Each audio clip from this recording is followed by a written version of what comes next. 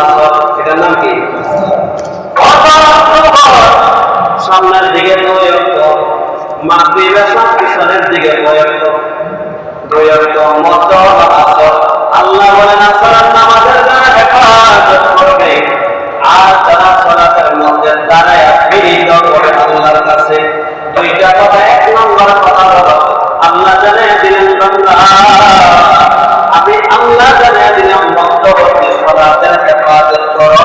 মধ্যবর্তী সালাত আসরের নামাজ ঠিকঠাক মতো পড়তে হবে। কিসের নামাজ?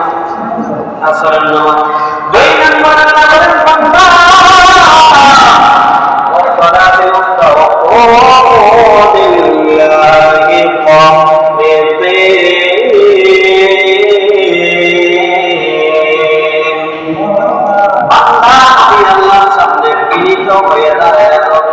নামাজের মধ্যে আমরা দাঁড়াই কিনা?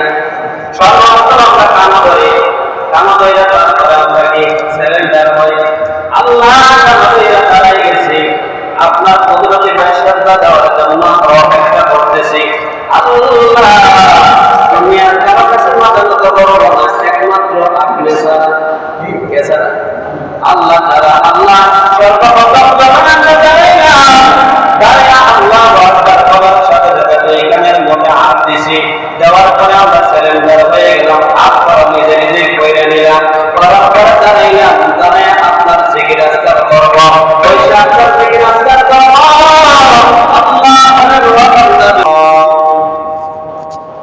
وداعيا إلى الله بإذنه وسراجا منيرا أما بعد فقد قال الله تعالى في كلامه المجيد وفي فرقانه الحميد أعوذ بالله من الشيطان الرجيم بسم الله الرحمن الرحيم حافظوا على الصلوات والصلاة الوسطى وقوموا لله قانتين. وقال رسول الله صلى الله عليه وسلم الصلاة عماد الدين فقد قامها فقد قام الدين ومن هدمها فقد هدم الدين أو كما قال عليه الصلاة والسلام. صدق الله العظيم وصدق رسوله النبي الكريم ونحن على ذلك لمن الشاهدين والشاكرين والذاكرين والحمد لله رب العالمين. إن الله وملائكته يصلون على النبي يا أيها الذين آمنوا صلوا عليه وسلموا تسليما. আমরা কেউ জবান বন্ধ করে রাখবো না, সবাই দুরূদ ইব্রাহিম। اللهم صل على محمد وعلى آل محمد كما صليت على إبراهيم وعلى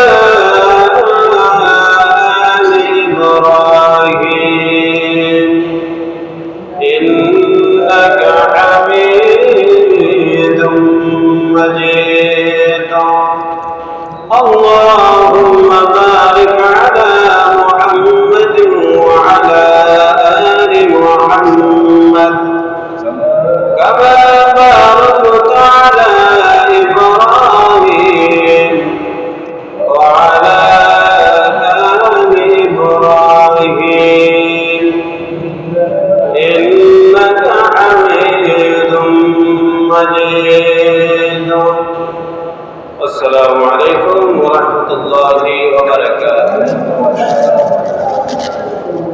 আল্লাহ পাকের দরবারে অসংখ্য অগণিত শুকর ও সুযোগ যে আল্লাহ পাক অত্যন্ত দয়া করে, মায়া করে, মহব্বত করে, ভালোবাসে। আল্লাহর দরবার মসজিদে আসার এবং বসার তৌফিক দিয়েছে। তাই আমরা মন প্রাণ উজাড় করে আল্লাহ রাব্বুল আলামিনের শুকরিয়াটুকু আদায় করি, বলি আলহামদুলিল্লাহ। আল্লাহ পাকের দরবারে শুকরিয়া আদায় করলে লাভ না লাভ? শুধু লাভ। পৃথিবীতে যত মানুষ ছিল এক এক করে বিদায় নিতেছে। আগেও নিছে, ভবিষ্যতেও নিবে এবং বর্তমানে যাইতেছে কিনা এখন যাইতেছে। মানুষ মরণশীল, মানুষ বাঁচতে পারে না। হায়াত যতদিন থাকবে ততদিনই থাকতে পারবে। হায়াত যখন শেষ তখন তার দুনিয়ার থেকে চলে যেতে হবে। হায়াত যদি 100 বছরের থাকে, 100 বছর থেকে একদিন সে দেরি করতে পারে। তাহলে হায়াত যতটুকু আছে, এতটুকু যা হায়াত আমরা পাইব, এটা আল্লাহর দরবারে বিশ্বাস রাখতে হবে। কি রাখতে হবে? কাফির, মুমিন, মুসলমান, ঈমানদার যদি আমরা দাবি করি, 6টা জিনিসের উপরে ঈমান আনতে হবে। কয়টা জিনিস? খেয়াল করেন, 6টা জিনিসের। আমরা ছোটবেলা মক্তবে পড়ছি ঈমানে মুফাসসাল, পড়ছি কিনা? একটা ঈমানে মুজমাল আর একটা ঈমানে মুফাসসাল। ঈমান মুফাসসালের ভিতরে 6টা কথা আছে। কয়টা? আমানতু বিল্লাহ, 1 নম্বরে আল্লাহর প্রতি বিশ্বাস রাখতে হবে। বিশ্বাস রাখা লাগবে, ঈমান আনতে হবে। আল্লাহ যে একজন আছে, আগেও ছিল, ভবিষ্যতেও থাকবে, কোনো বর্তমানে আছে, এটার প্রতি ঈমান রাখতে হবে। কি রাখতে হবে? 2 নম্বর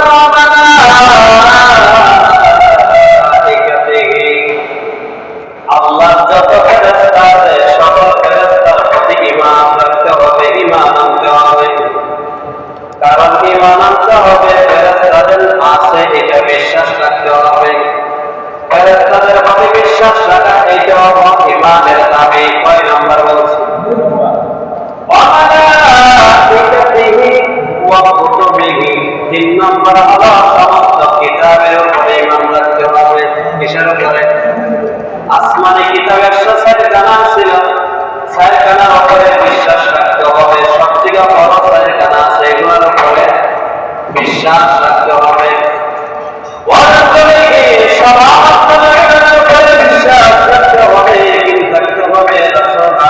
আমাদেরকে জাহান্নামের পথ থেকে জান্নাতের পথ দেখানোর জন্য।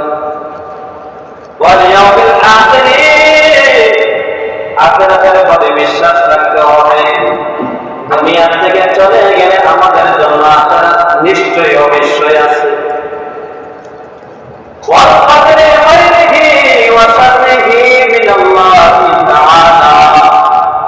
আমরা যে মরে যাব, মরার পরেও আমার আল্লাহ জীবিত করবে কিনা, জীবিত করার ক্ষমতা আছে, এটা বিশ্বাস রাখতে হবে।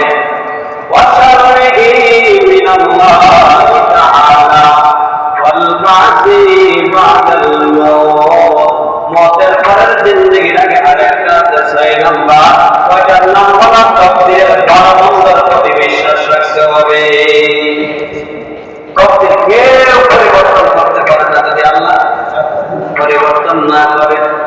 আল্লাহ বলেন, মানুষ যখন আমি সৃষ্টি করছি তার 50,000 বছর আগে আমি তার তকদীর ঠিক করছি।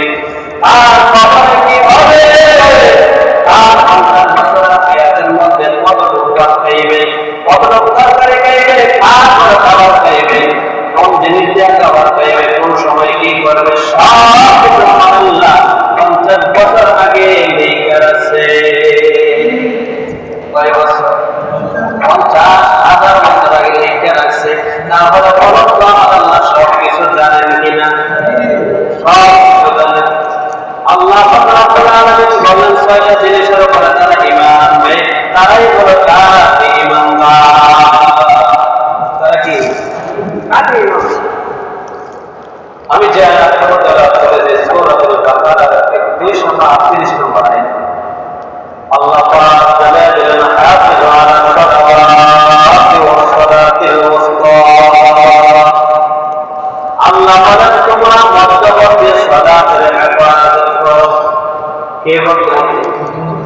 মধ্যবর্তী সালাত পাঁচ ওয়াক্ত নামাজের সালাতের মাঝে কোন নামাজ আছে, এটার নাম হলো আসর। এটার নাম কি? সামনের দিকে 2 ওয়াক্ত, মাগরিবের পিছনের দিকে 2 ওয়াক্ত, 2 ওয়াক্ত মধ্য হলো আসর। আল্লাহ বলেন আসরের নামাজের যারা হেফাজত করবে আর যারা সালাতের মধ্যে দাঁড়ায় বিনীত করে আল্লাহর কাছে, দুইটা কথা। 1 নম্বর কথা হলো আল্লাহ জানিয়ে দিলেন বান্দা, আমি আল্লাহ জানিয়ে দিলাম মধ্যবর্তী সালাতের হেফাজত করো। মধ্যবর্তী সালাত আসরের নামাজ ঠিকঠাক মতো পড়তে হবে। কিসের নামাজ? আসরের নামাজ। 2 নম্বর আল্লাহ বলেন বান্দা ওয়াসসালাতি ওয়াসতা ওয়াকুমু লিল্লাহি কানিতিন।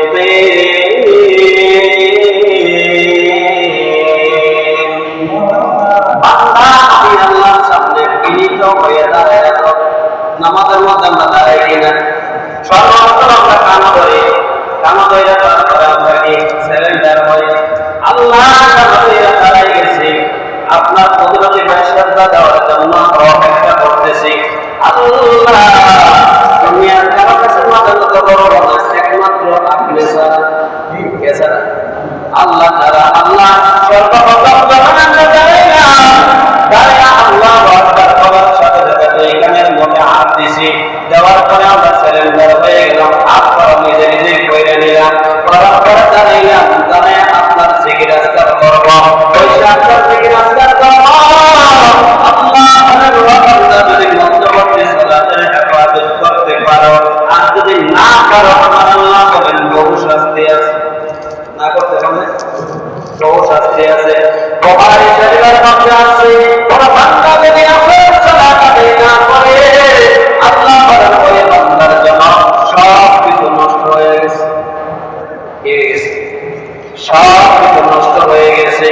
আরেক হাদিসের মধ্যে এনেছেন আল্লাহ নবী বিশ্বনবী রাহমাতুল্লাহ আলাইহি জানালেন যে ব্যক্তি আসরের নামাজ ছেড়ে দিল এই ব্যক্তি সন্তানাদি ধন সম্পদ সব কিছু নষ্ট হয়ে গেছে।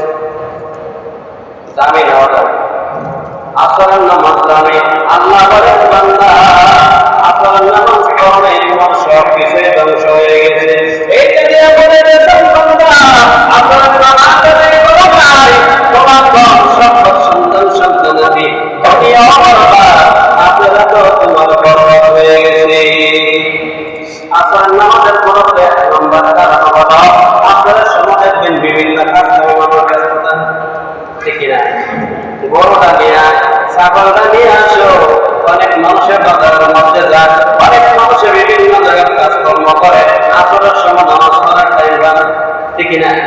আল্লাহ এই কারণে জানে ওই মানুষটা যদি এই কাজ থেকে পারে হইয়া আমি আল্লাহ দরবারে দাঁড়াইয়া যদি সালাত জায়গা করে আমি আল্লাহ তার ধন সম্পদ সন্তান আদি কোনো কিছুই ধ্বংস করবো না। আমি আল্লাহ জানিয়ে দিলাম সালাতের মধ্যে মধ্যবর্তী সালাত আসরের নামাজ তোমরা আদায় করে না। এখন তারপরে আসরের নামাজ কেন দামি? বুখারী শরীফের 550 নম্বর হাদিসের মধ্যে আছে আবু হুরায়রা রাদিয়াল্লাহু তাআলা থেকে বর্ণিত রাসূল করিম সাল্লাল্লাহু আলাইহি ওয়াসাল্লাম জানালেন ইয়াতাআফাউনা ফীকুম মালাইকাতুন বিল-লাইলি ওয়া মালাইকাতুন বিন-নাহার। ও বান্দারা তোমরা যদি চাও আল্লাহর আদালতে আল্লাহ দরবারে প্রতিদিন তোমাদের নামটা আল্লাহ দরবারে আদালত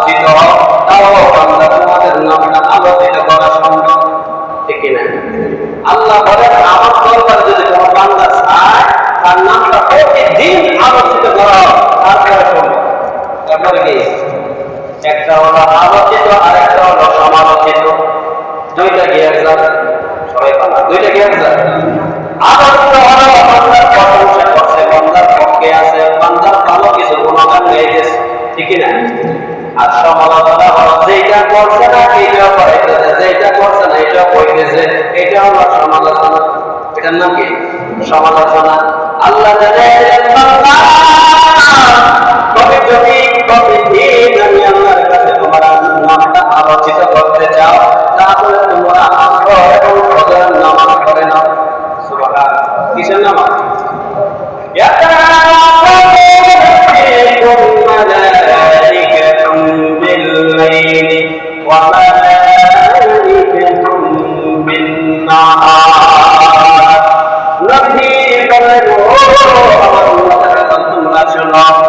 প্রতিদিন দৈনিক 2 জন ফেরেশতা তোমাদের কাছে খানা করণে আগমন করে। 2 জন ফেরেশতা আগমন করে।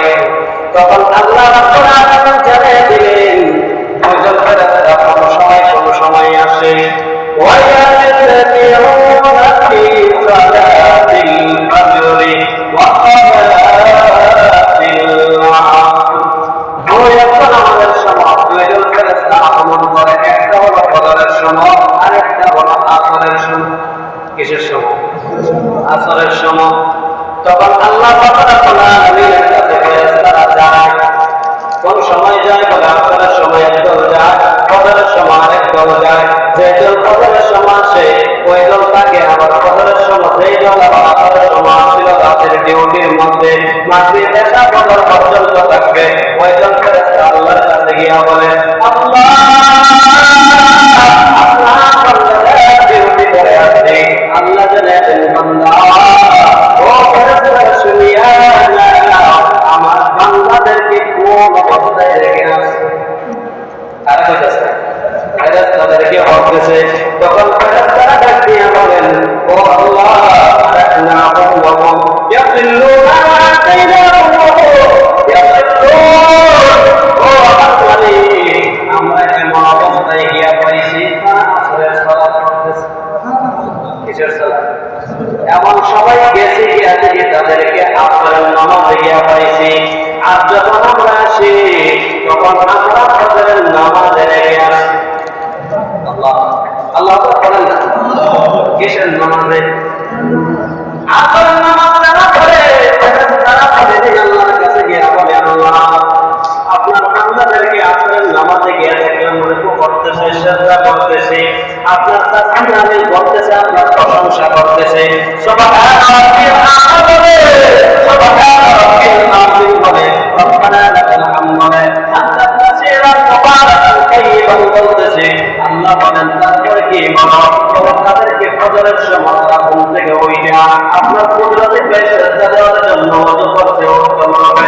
ওযু করে মসজিদে আসছে, আমরা তাদের পৌঁছাইছে জামাতের সাথে সাথে আমরা তখন তাদের নামাজের মধ্যে রেখে চলে আসছি। সুবহানাল্লাহ।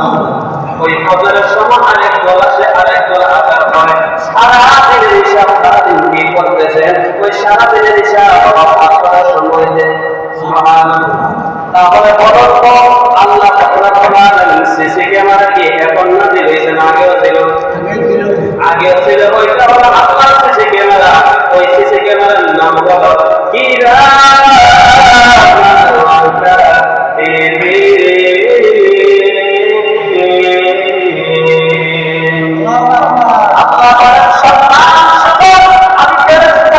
নিয়োজিত করে দিলাম তোমাদের মধ্যে, দুইটাদের মধ্যে দুইটা ফেরেশতা দিয়ে দিয়েছি।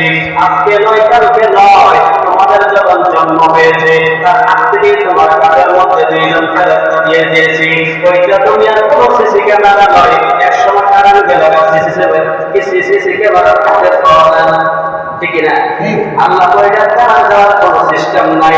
ওই কাদের মধ্যে বসে কারণ গেল ওই সিসি ক্যামেরা সব কিছু রেকর্ড করা হয়, রেকর্ড করে আমার আল্লাহর দরবারে পেশ করা হয়। সব মানুষের ফেরেশতারা লিখতেই থাকে। আল্লাহ বলেন তোমার খারাপ কর্ম করলেও লেখে, খারাপ কর্ম করলেও লেখে। ওইটা হলো কিরামান কাতিবিন। আমি আল্লাহ তোমাদের মধ্যে 2টা সিসি ক্যামেরা ফিট করে রাখছি। এটা কি আজকে নেই। যখন থেকে আমরা সৃষ্টি হয়েছে তার আগের থেকে সিসি ক্যামেরা প্রতিটা মানুষের কাছে কাছে দুইজন ফেরেশতা। কয়জন? দুইজন। আমরা সিসি ক্যামেরা যেভাবে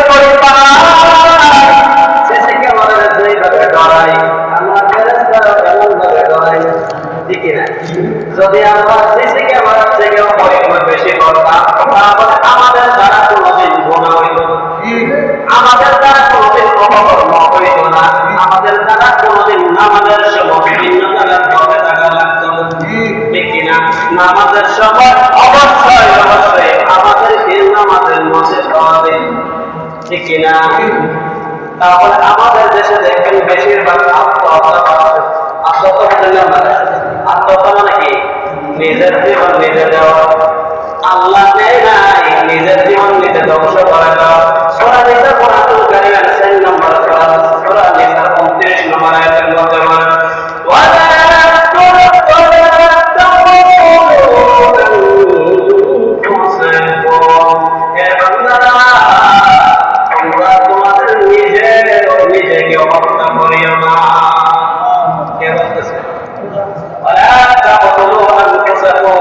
তোমরা নিজেরা নিজেদেরকে আত্মহত্যা করিও না।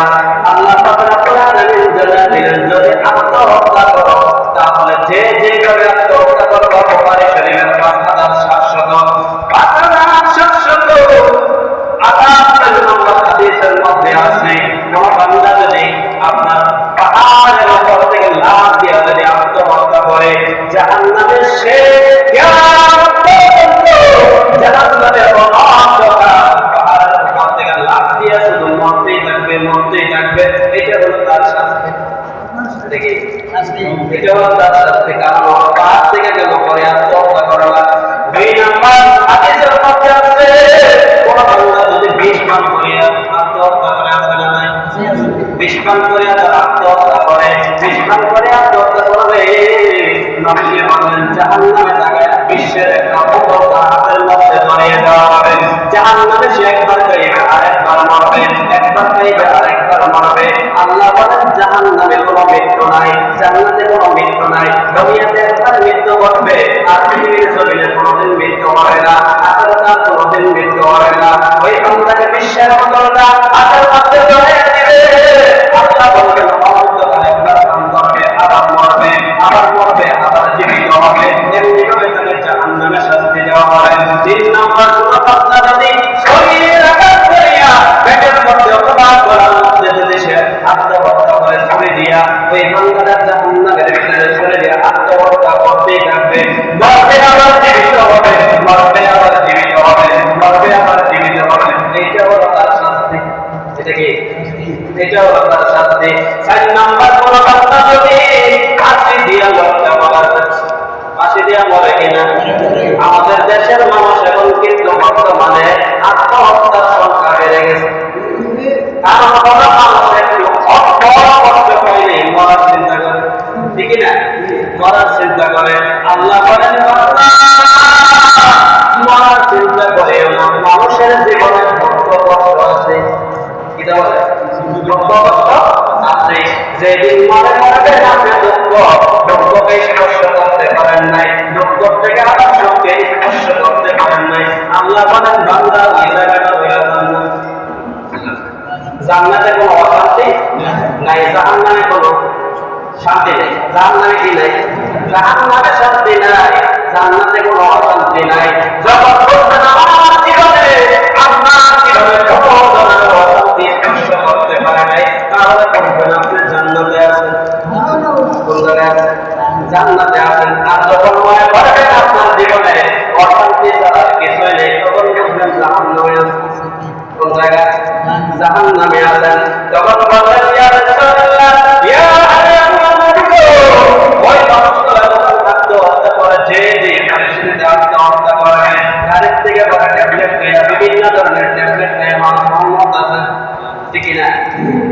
আর বিভিন্ন ধরনের কাজের ওষুধ, বিভিন্ন ধরনের বিভিন্ন কেসের ওষুধ দেওয়ার জন্য নিজে দেয় নিজে গায়ে নিজে জীবন দিয়া আল্লাহ যারা যে অবস্থায় মারা যাবে কিয়ামত পর্যন্ত তারা এই অবস্থায় যারা মারা যাবে ওই অবস্থায়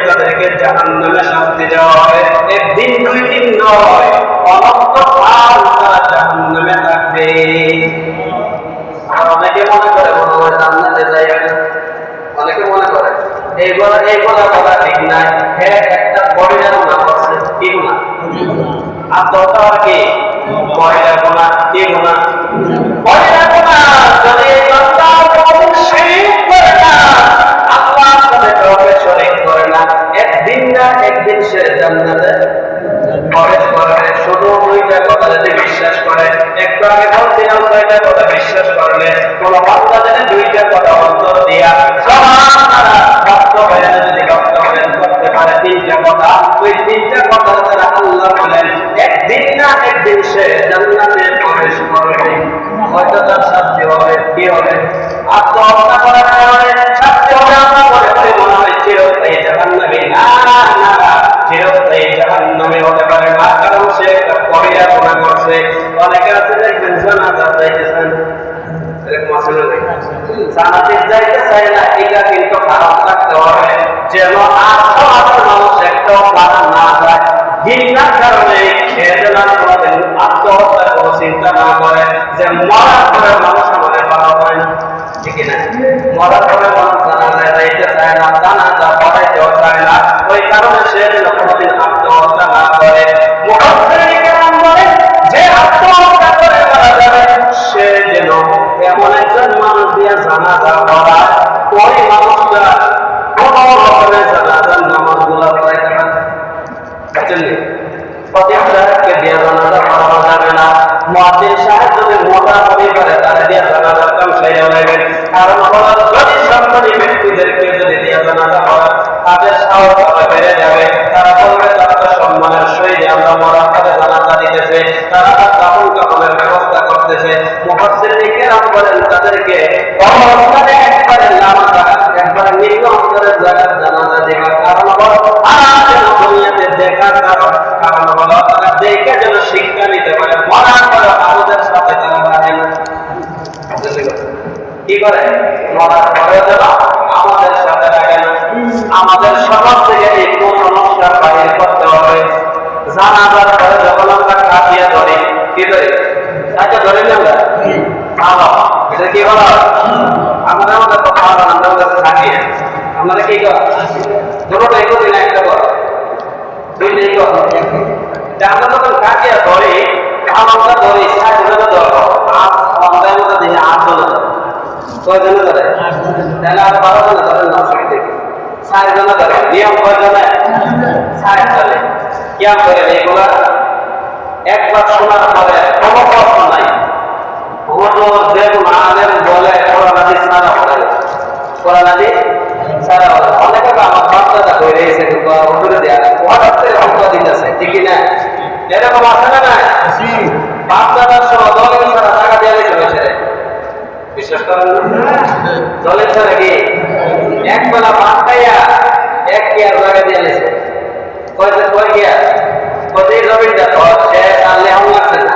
এখানকার মানুষের বিশ্বাস কম, মানুষ পাঁচটা যেটা এই কারণে লেহন লাগে, বিশ্বাস করে মানুষ কি পাঁচটা যেটা এই কারণে মানুষের বিশ্বাস নাই, দলিল করে দিলে, ঠিক না? আর মানুষ এখন আর মানুষ নাই, মানুষ বেশিরভাগ মানুষ হয়ে গেছে।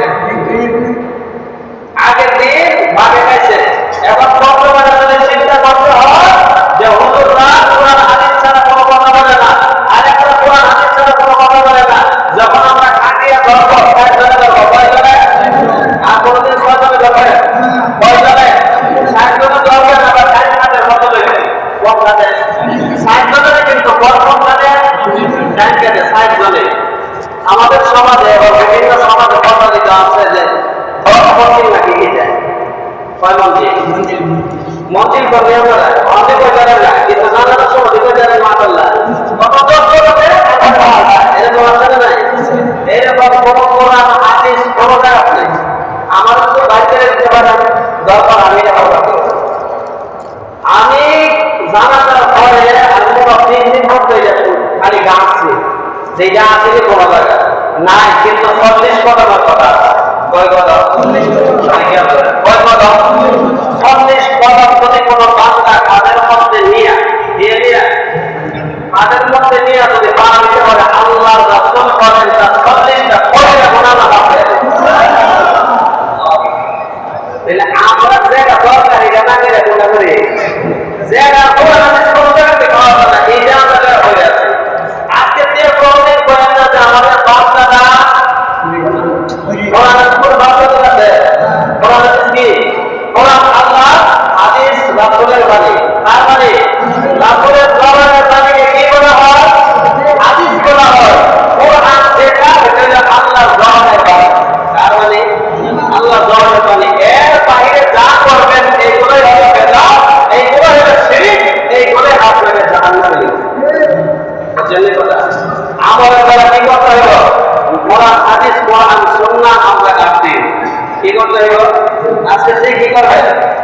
আর 10 দিন দিবেন কোন সবাই না 10 দিন দিবেন কয় কদম দিতে হবে 40 কদম দিবেন যে বান্দে 40 কদমে থাকবেন 40টা কদম দিবেন এই বান্দারে আল্লাহ 40টা কবরে গুনাহ মাফ করে দিবেন কবরে গুনাহ সাধারণ না কবরে গুনাহ আল্লাহর তওবা করা মাফ এছাড়া মাফ করে না তওবা করা সেগুলো করার দরকার আছে না নাই এখন জানা না অনেক আবার দোয়া করে এরকম অনেক ব্যাপার আছে না বেশি মন্দির দিয়ে দোয়া করে কারণ হলে জানা তো জমা তাদের পর দিয়ে যেতে হবে বুঝলেন না কথা আমরা লাস্টে দিন একটা বলি আল্লাহুম্মা কুল্লি হাইয়িনা ওয়া মাইয়িতিনা ওয়া শাহিদিনা ওয়া গায়িবিনা ওয়া সাগীরিনা ওয়া কাবীরিনা ওয়া যাকারিনা ওয়া মুসানা এই দোয়ার ভিতরে জীবিত ভিতরে পেটের ভিতরে যারা এগুলো তো দোয়া আছে বুঝলেন না কথা যা আছে সব মানুষের লাগিয়া দোয়া আছে এর ভিতরে ঢুকাই দিয়েছে এখন আবার দোয়া আছে দোয়া হবে কোন সময়